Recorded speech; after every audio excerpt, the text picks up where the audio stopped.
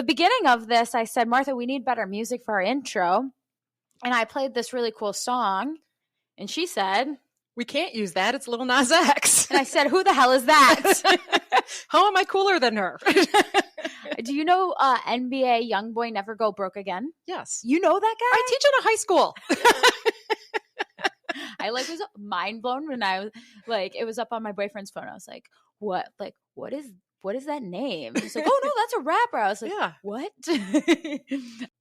No, those are some good ones. Yeah. I spend my day with 15-year-old boys. Oh, that sounds creepy, but I don't even like that. You creep. But I know the music. You do know the music. Today, we are debunking the fitness facts. You thought they were facts, but in reality, they're myths. So facts are not facts. The facts that you believe are facts are myths. Just the facts. Just the facts. Hey everyone, and welcome to the I Got This podcast with LEX and MGP. My name is Lex, and I've been a personal trainer over the last 5 years. Martha started her fitness journey with me 3 years ago, and over that time, she's lost over 60 pounds and changed her entire perspective on life. Join us each and every week as we talk about our journey together, healthy lifestyle habits, and of course, the I Got This mentality. Hey everybody, welcome back to the pod. Lex and MGP here, praying that we have no tech issues, no redos. Knock on wood. Ready? Knock on wood. All right. Happy to have you guys back. We're super excited about this episode. We are debunking fitness myths. Well, they're actually facts that everybody thinks are facts, but we're debunking them. I'm really excited about this because Martha, sitting next to me here, has actually thought many of these things in the past. I did. I actually did. Yeah. So you've had to teach me. We had to unlearn. There we go. We had to unlearn and relearn. Unlearn and relearn properly. All right. Would you like to hear some of my faves? Yes. So we're going to go through a few of them, and we might have a follow-up ep. We want to hear more of what you guys have heard and if they are true or not true. But we're going to go through a few of them and debunk. So Let's do this. All right. The first one, I thought you could do spot treatments. Okay, what is that? So I thought if you did 100 sit-ups a day, you could get a flat stomach. Okay. So you thought the more core I do, the more my abs will go down. Correct. If I do 1,000,000 squats, my thighs are going to get thinner. Exactly. Okay, I like this. This is a super common one, especially with core work. I think my clients love coming in and saying, oh, we got to do abs at the end of the session because I really got to get my core or my waist slimmed down. Mm-hmm. That is not how it works. You actually, it's sad, but it's true. You can't choose where you lose fat. So let's say you are in the process of fat loss, and we're going to use the term body fat percentage. Body fat percentage is the actual percentage of fat that sits on your body. Mm-hmm. Okay. We've used our in-body assessment machine to measure that. Now, when your body fat percentage goes down slowly but surely, it doesn't always go very quickly. It's hard to lose body fat. But as that number goes down, you cannot direct it to go down in certain places. If only you could. Yeah. Right. But that's not how it works. No.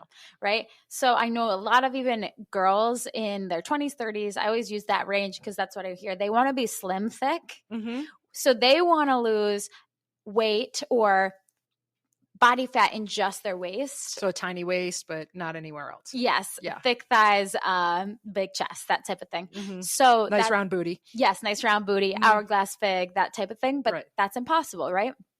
So what happens is when you're starting to lose weight, okay, mm-hmm. your hormones that are telling your body, hey, we're going to use these cells in your body for energy is directed to all of the hormones in your body. You can't say, okay, we're going to just go to your stomach. We're just going to use that energy mm-hmm. to fuel ourselves right now.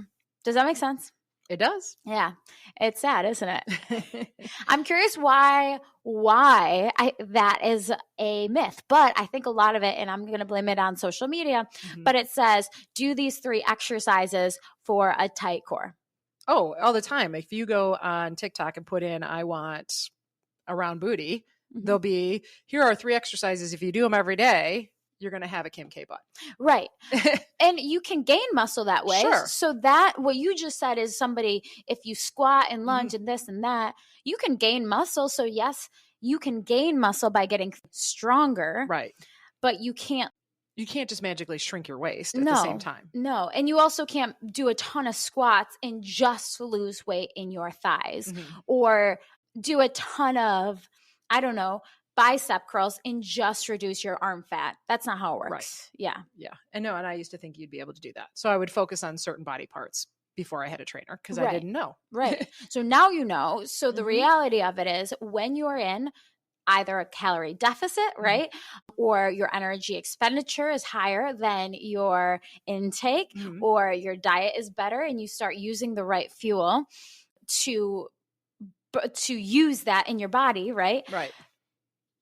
It starts happening all over. So your body fat will decrease all over. Yeah. So that's your myth. That's your fact turned into a myth. Yeah. And I'll admit, before I had a trainer, you know, the abductor and adductor machines where you squeeze your legs together because I wanted thinner thighs. Right. So I would spend all my time on those. How interesting. Yeah. And all I would get from that are sore inner thighs. Yes. You can gain strength from them. Yeah. And that's what you're doing. You're gaining strength. But they didn't look any different. No, you're not losing fat. No, of course not. Okay, so that was a good one. I like it. Well, and then so kind of segueing into the next thing, I thought that you just had to do more cardio to actually lose weight. Like it was the cardio that was going to cause me to lose weight because the cardio is where, you know, supposedly you're burning the calories. I thought lifting weights was going to be a waste of time as far as losing weight. I got that it was going to help me build muscle, right? But I didn't think it would ever help me lose weight. How interesting. Okay, so I had this conversation with a client yesterday. I explained it. So again, we used our InBody, which if you guys have one near you or has a gym that has one, I would always see where you're at. So you can see your basal metabolic rate on that machine. Your basal metabolic rate is your metabolism, how many calories your body burns just sitting there doing nothing. Okay. Literally doing nothing. Now, when you build muscle, your muscle, if you have more muscle on your body, so that's why people who are more muscular have a higher metabolism. When you build more muscle, your metabolism increases. It could even be by just a little bit. But the reason being is muscle uses more calories to be on your body, to work, to survive. Fat uses a lot less. So The Rock must have a huge basal metabolic rate. Yes. He literally, to just like live, he's burning way more calories than the person who is more fat or has more fat on their body. So that's why when trainers have you lift weights, when trainers have you squat and build muscle truly, they're trying to increase your metabolism. They got a plan. Right? Yeah, it's confusing because if you have your heart rate monitor on, right? And you get on the elliptical for 45 minutes, right? The amount of calories that says you're burning is way more than if I just go and lift for 45 minutes. Isn't that interesting? However, you want to think throughout the entire day. So if you build more muscle, again, and I'm going to keep saying that word, if you build more muscle on your body, you're going to take that entire day, your metabolism throughout the entire day is going to increase. So you're burning more calories throughout that entire day. Where sometimes I leave the gym from lifting heavy and I don't sweat at all. And my calorie burn is only 200, 300 calories. And that's pretty low for most people. But it actually allowed me to build muscle, creating that increase in function in my metabolism. Right. No, and I've learned that now. But I used to be like, oh, we only, burn 300 calories in this session. And you're like, it's fine. I know. Exactly. And that's what most people think. So everything that you're saying is the vast majority. These are conversations that I have literally every single day, repeatedly. And even if I say it once with a client, I'm going to be saying it again and again and again, because this was drilled into you. And it kind of makes sense when you look at your heart rate monitor, just like you said. Yeah. You look at your calorie burn. Well, that kind of brings me into the next thing I used to think. Okay, well then if I am lifting weights, can I turn fat into muscle? I actually love this one. I think it's a little bit funny. I'm not going to lie. I'm not even trying to be like mean, but like in my mind, I'm like you mean like your fat would literally transform into muscle. Right. They are completely different tissues. Yes, I know. Okay, she just rolled her eyes at me. But I don't think this anymore. No, I know you don't. Don't ever think that I'm rolling your eyes at you. I'm never judging anybody ever. Literally, I don't want anybody to think that I judge or feel like that's a stupid question. But I think a lot of people actually believe this. Absolutely. As did I. I mean, yeah. Again, it's a common thing. I don't want you to feel insecure asking any questions, or anybody ever should, because this is something I have a degree in. A lot of people get certified in, and the common public thinks like they should all know this. How would you know this? Yeah. You weren't educated in it. You didn't really learn it in health class growing up. Right. Because it's like, where does the fat go?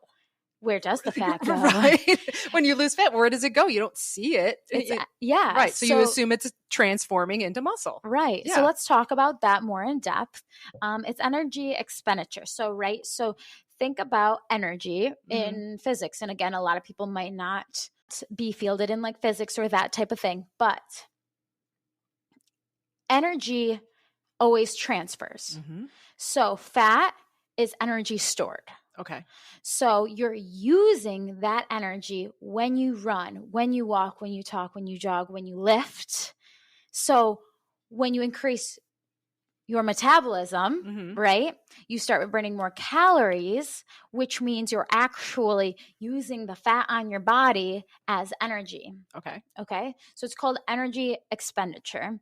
So the fat is your energy expended. Now, muscle building is a completely different thing. So muscle building is when you put stress on your actual muscle, okay? So basically what you're doing when you're building muscle is you're making tiny little tears in your muscle. And that sounds scary, but I promise it's not if you're doing it properly and you're learning how to do it right. But you're making these tiny little tears in your muscle. And over the next 2 to 3 days, what's going to happen is you're going to rebuild that muscle, and that tear is going to repair itself. And when it repairs itself, it gets bigger or stronger. That doesn't necessarily mean bulky, which I know we've said a million times, right? What are women afraid of? Well, getting bulky. How many of your friends have said that? I'm just curious. Infinitely many. Yeah. That was a big fear for you. A little bit. Yeah. But I mean, obviously I don't have the testosterone to get bulky. Right. Yeah, exactly. But we can come back to But we still think about it. Yeah, we still think about it. Yeah. So when you build that muscle, these tiny little like repairs in your muscle, that's when your muscle's building. So that's how fat loss and muscle growth are completely different things. First, you lose fat. Second, you build muscle. So I have a question. So when you have those little muscle tears from weightlifting, you know how oftentimes, especially if it's a new exercise, you're sore the next day? Is that what's going on? Yes. So that's called delayed onset muscle soreness. Okay. And that is, you call it DOMS. That's your muscles recovering. It's a little bit of lactic acid buildup. Okay. But it's your muscles recovering. Now, I do want to say a lot of people think also, you're going to know exactly what I'm going to say. If you're not sore, then you didn't push hard enough. Is that true? No, I'm not always sore. Just sometimes. Just sometimes, right? Yeah. I think you're my like magic soreness. When you first started lifting, were you really, really sore? Oh, all the time. Where were you the most sore? I'm curious. Usually quads, hamstrings a lot. Shoulders, lats, everywhere, abs, cheek muscles. I don't know. Eyeballs. I don't know. Everywhere. Why do you think that was? Because I hadn't been working out, and I definitely hadn't been lifting. So it was, all my muscles were like, what's going on? Yeah. Your body's like, what are you literally doing? Yeah. Yes. What are you doing to me? It's using your muscles in a way that have never been used before, which is like shocking to your body. Right. Right. I mean, I still get sore. Mm-hmm. Absolutely. Especially when we change up something and I do something that I haven't done in a while or haven't done recently, or we just bump weight. Sometimes that does it too, even if it's a move I know. Any change to a program will cause you to be sore. So like, let's say with most of our programs, we do 6-week programs. So that means every week we're doing the exact same exercises, right? And that first week, every single time, and I try to stay like on my program, the same thing. I know I am so sore. One week, I think I told you I couldn't get off the ground because I like pushed it way too hard, but it was a brand new program and I didn't ease into it. Right. And I think it was the same thing for you. You were like, oh my God. Well, I live in a colonial, so I have stairs to get to the bedroom. I was like, who put stairs in this house? This is ridiculous. You can't walk up them. You can't sit down on the toilet. Yeah. Oh, when you sit down, up. Your hands are like, oh my God, oh my God, oh my God. But if you're not, so if you are keeping the same program, you shouldn't be sore that entire 6 weeks. You should say the first week to 2 weeks, you'll be pretty sore. But after that, it gets much easier because your muscles know what's coming. They've adapted. Right? And that's usually pretty true for me now. But in the beginning, I think I was sore every single time I trained. And I wonder if it's too, and you know, when you first started, you weren't with me, you were with a different trainer. So I don't know exactly what your program was. I'm curious if it was consistent or maybe you weren't. I don't remember. And then maybe you were only working out the first 6 months 1 to 2 times a week. Only once a week was I training. Oh, so you didn't actually get a chance to adapt. Yeah. You had 6 days in between that you had to. I would do other things like classes and stuff, but Yeah. But you wouldn't even, and then in classes, every class is completely different. 100%. So there's no way for your body to get used to what you're doing. And you've now taught me also proper warm up and proper cool down too. So that I think helps with some of that soreness, maybe. Absolutely. I'm sure it does. And I do a lot of that. Usually when we start a new program, you're often one to say, hey, tonight I want you sitting in the hot tub, or tonight I want you using, the thermogun or foam roll or whatever. Because otherwise I'm going to be like calling you crying the next day about how sore I am. Or like a text to me like, what the hell did you do to me? Are you freaking kidding me? Okay, so that one might be frequent. That's not my intention. It's not. No, I know. Yeah. No. And that's kind of another myth too. No pain, no gain, right? Yeah. I always thought, and you always heard this, especially like those old exercise videos. Oh, no pain, no gain. They're like chanting it, right? In the background, almost like cult-like. Wait, are these like, what are these? I feel like the gym comes off as being like this culty vibe. No, I'm talking old videos, like old. 90s. Yeah, okay. I was like, I hope people don't feel like that, but you're probably right. People probably do. Yeah, I remember watching like a step aerobics video or doing like that, and they would chant that during it. No pain, no gain. We know you're dig deep, kind of thing. Deeper. Yeah. Now, and I must say, like for strength and men who are building muscle, and I gotta say, mostly men and mostly heavy strength people, like I'm gonna push you to failure every single time. Not every single time, but I'm gonna push you to failure a lot. So you do have to dig deep to rep it out. Like think Arnold Schwarzenegger videos. Like you go in and you give it all that you've got, nothing left. And okay, but his goals were a little different. Exactly. So like it's that old mindset. You shouldn't be sore every single time. If you can't walk every time you work out, then like what's the point? Right. It's not fun. And there's a difference between a little bit of muscle soreness and an injury too. Absolutely. And we're trying obviously to always avoid injury, but the no pain, no gain. And I really thought that was a thing. So honestly, when I did start working out and I was sore every day, I'm like, well, this is working. Yeah. So, obviously I am sore sometimes still when we train, of course, but not every single time. Right. I'm usually fatigued. That's definitely different feeling. You're like, okay, I probably can, like after I do a run day, I'm like, okay, tomorrow I probably can't do a ton of quad work or like you just have to be aware of. And that's the other thing with training. So like following a program, you can't work the same muscle groups every single day. Mm-hmm. And that's the other thing. People are like, okay, well, if I'm not in pain, then like I should be working out. Let's say you're trying to work out 5 days a week, Mm-hmm. and then you're working the same muscle groups in a poor programmed class, or in a I'm just going to move every single day with no idea of what I'm doing, Mm-hmm. then you're just going to build up that soreness and you will end up getting injured. Mm-hmm. So like, for instance, if you know that you're going to go in and do legs on Monday, that's why on Tuesday you do upper body, and that's Right. on Wednesday you go in and do core. And that's just an example of one way to split up your workouts. Mm-hmm.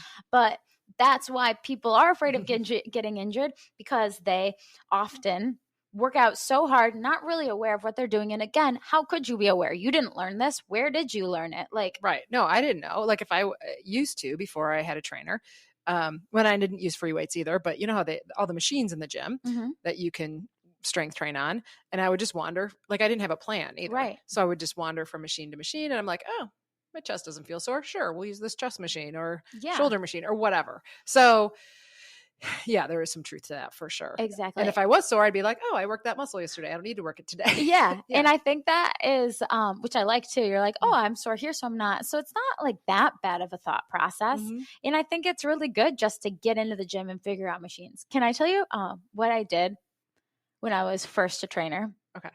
When I was a trainer, I like starting. Mm-hmm. My goal was to go to every single machine that we had in the gym, so that anytime I saw somebody on that machine, and they might have needed help, I would be able to go over there and show them exactly how to use it. Every weight switch, every seat like function, every way that you could possibly move it. Okay. And then my second goal was to figure out how you could do this in other ways in case the machine was taken for that person. It was really cool. That opened doors for me actually quite a bit, which was shocking. So new trainers out there, highly recommend you know how to do that. But I think that's common because your goal is to just get in and move. That's not a bad thing. Mm-hmm. If you're walking in the door and you're like, I don't know what to do, I'm just going to hop on machines. Because machines are less intimidating than free weights. Exactly. Especially if you're at a gym where there's like a lot of the gym bros over in the free weights. It's intimidating. It's intimidating. Or just a lot of people over there, because now people are more aware, like, hey, you should be using your own, working against your own body weight and then dumbbells. Like, but machines are not bad, and they're not a bad way to start either. No, and that's exactly how I started. But I highly recommend getting a trainer and learning how to use the other stuff, and then you won't be intimidated to go over there. Exactly. So something else I always thought you had to do was stretch before a workout. When I was growing up and playing sports, the coaches would always have a stretch before practice or a game. And we're like, okay. And honestly, at 12 or in high school or whatever, you're kind of half going through it, you're whatever. But I thought, because that's the way I grew up, that's what you needed to do was stretch. And sometimes it was a static stretch. Sometimes it was more of a bounce to it, but it wasn't a proper warm up, I guess, right. Now looking back. So I really thought you had to stretch before a workout. And you have taught me different. Right. Okay. So I love the two words that you use. Number one, static and bounce. So number one, I always like to teach my clients how to foam roll. You don't need a trainer to teach you how to do this, you guys. If you can YouTube a video of foam rolling, this will help you tons. It feels fantastic, by the way. Well, actually, it hurts at first. Yes, it does. It's called, so what it is SMR, self-myofascial release. That's a big word, I know. But what it does is it gets blood flowing to your muscles, okay? And yes, it's a little painful at first, but that's because your muscles are really, really, really tight. And if it feels like somebody's digging into a knot, like a massage, that means that part of your body probably needs it. So I always, if you look this up, here are the few that I would look up. I would foam roll your calves, your IT band, your piriformis, and your back, upper back. Those are just a few basics. Oh, and quads. Those are just a few basics. Again, everybody's body needs a different warm-up because they're tight in different areas.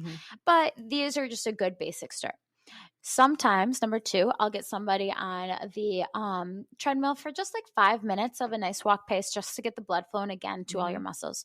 But the reason why we don't static stretch, which is basically like, in soccer practice when you would like stand there and pull your foot to your butt and like stretch the front of your leg. So your muscles are actually, think of them like rubber bands, and pretend it's cold outside. And in Michigan, it's cold most of the year. Yeah. Yeah. So think of your muscle like a rubber band. When you walk inside and start stretching, your rubber band is cold. Okay. So pretend you put that rubber band in a refrigerator or a freezer, and then you try to stretch it. What happens? It's going to snap. It's going to snap. It's going to tear. It's going to stretch, not in a good way because it's cold, right? So what you want to do is get those muscles warmed up before you stretch them. So I would always say foam roll first. I would say you could always walk on the treadmill if you don't have a foam roller or don't know how to do that. And then finally, dynamic stretching, which I feel like is more common knowledge now, but that means you're consistently moving, like jumping jacks, stretching out your lat, walkouts. Everybody hates those. Yes, they do. But they're stretching out your hamstrings, your shoulders, your abs are getting activated.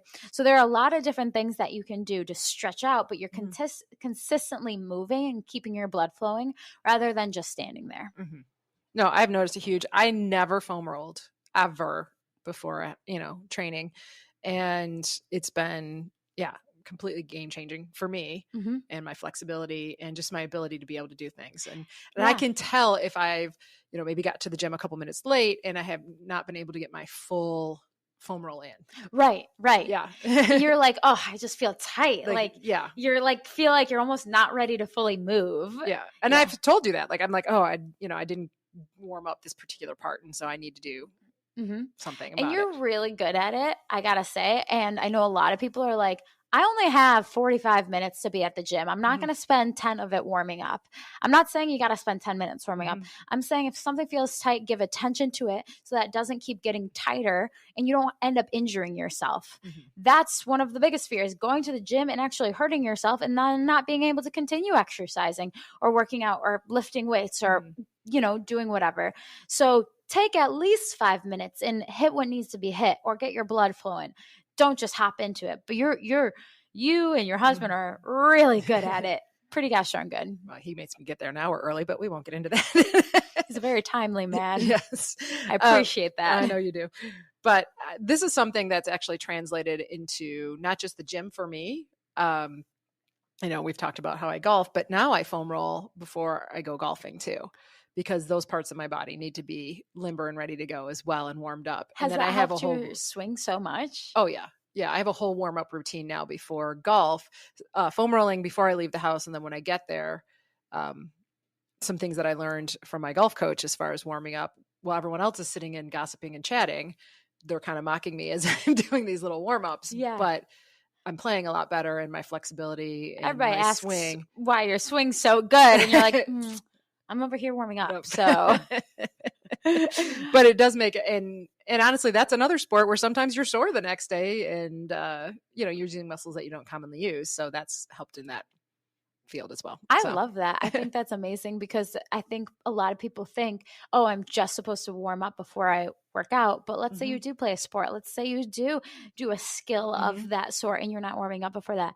Honestly, I didn't think about that. I think I sometimes tell my clients to do that if like I have a girl in a intramural softball league and I just told her recently that she should be warming up like after she got injured. It's like too late now. Well, so. I mean, and we joke about running, how we both love it, air quotes, but I've been foam rolling before I run too, especially my legs, making sure that they're ready. And then I'll walk for usually 5 minutes before I actually run. I love that. So, and I wouldn't have done that. Well, I wouldn't have run in the past, let's be honest. But many of us, that's many of us. But that's helped as well. Yeah. And I can tell a difference versus, I don't have a lot of time. I'm just going to go for the run. Right. My speed is down.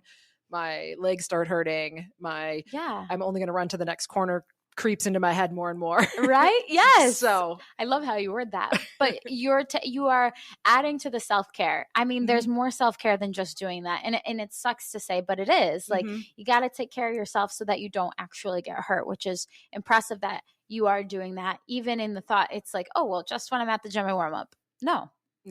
But in the beginning, I did only do it at the gym, but now I've started to apply it to other places and it does make a difference. So that would be my advice to everyone. Get a foam roller. They're not that expensive. Amazon will have it to your house tomorrow. Also doing it like while you're watching TV. Mm-hmm. Okay, I'm not going to lie. I never do it while I'm watching TV. No, I never do either. I say people should. I tell them to, but I do not I don't practice what I preach on that one. Yeah. But I do have one at home, and I do pull it out before I go golfing or for a run. I like it. I should probably do it before I go bike riding too. Now, come to think of it. You should. Well, guys, this has been a fun one. We'd like to do another one of these episodes, so please send us DMs. I'll put another link up on our Instagram of anonymous myths that you have heard. We got plenty more we wanted to talk about, but that concludes this Monday's episode. Exactly. And continue, please, to follow us on TikTok, Instagram, YouTube, Facebook. We got it all, baby. I'm not going to lie. Creating TikToks and Reels is hard work as well. Yes, if you guys have not, go check out our Instagram account or TikTok account. I Got This Podcast. And we need you to share, comment, follow, share. Give us a review, share. Wow. But we do appreciate all of you. I hope you're learning a lot. We appreciate your feedback. Mm-hmm. We got a lot of response on last week's episode, so we really do appreciate that. That helps us. It just feels good knowing. I think sometimes we're like, who's listening to this? So you guys text us. It's kind of cool. We're like, oh, people are listening. Because I think it's less our close circles. Shout out to those of you that aren't our immediate circles, but it's always amazing when it's people I don't even know, right? That reach out. And now we feel like we know you. Yeah. So thanks for being a part of our community. We appreciate it. And I got this. Thanks for joining us. If you enjoyed what you heard, please go to wherever you listen to podcasts and give us a 5-star rating. Also, follow us on Instagram, Twitter, YouTube, and Facebook at I Got This Pod. See you next week. And remember, I got this.